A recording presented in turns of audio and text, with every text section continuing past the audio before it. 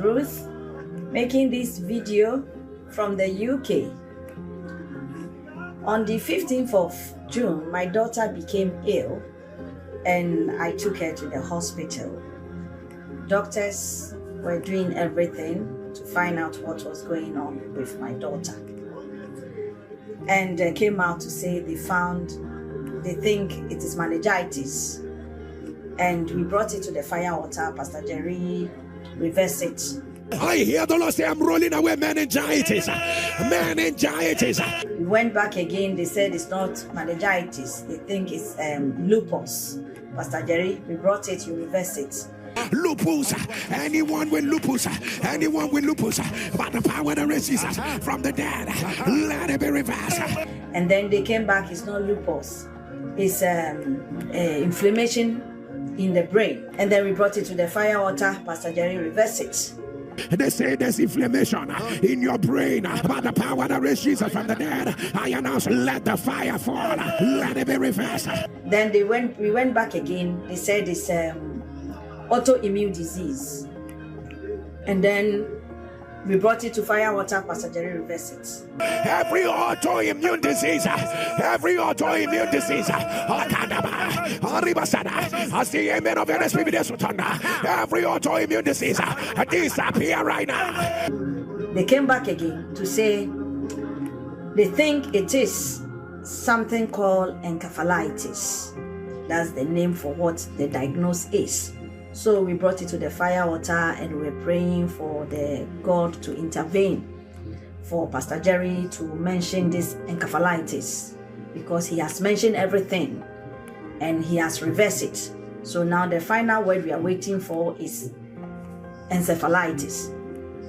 And God being so good, hearing the cry of his children, Pastor Jerry mentioned encephalitis on the 24th of August.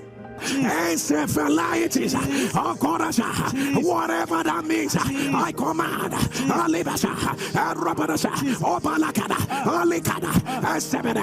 let it be reversed. And after the morning prayer, in fact, we were happy, screaming, jumping. Everyone that knows that they said it's encephalitis, they were all happy to hear that Pastor Jerry have mentioned the case. So when we went to the hospital, doctors were amazed because they saw a big improvement in my daughter, recovering. It got to a point she was back to herself, everything was fine, and she needed to be discharged.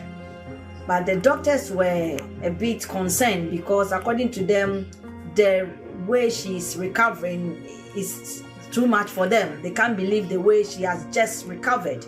So they were keeping her in to see what was going on, and they fixed a discharge date that was 13th of October. And when they were supposed to discharge on 30th of October, they shifted the date again to 28th of November. And on the 27th of November, after the morning prayer, we went to the hospital. Doctors, my daughter said to me, "Mommy, doctor, my consultant came around and said he is going to discharge me to come home." And I was shouting, praising God. Pastor Jerry didn't know what to do. We forgot that we're in the hospital because we've been waiting for the past 5 months, 15th of June, this girl being in the hospital, till that day, it was 27th of November. She still hasn't been discharged. So we can't wait any longer. God being so good to us and using our Papa.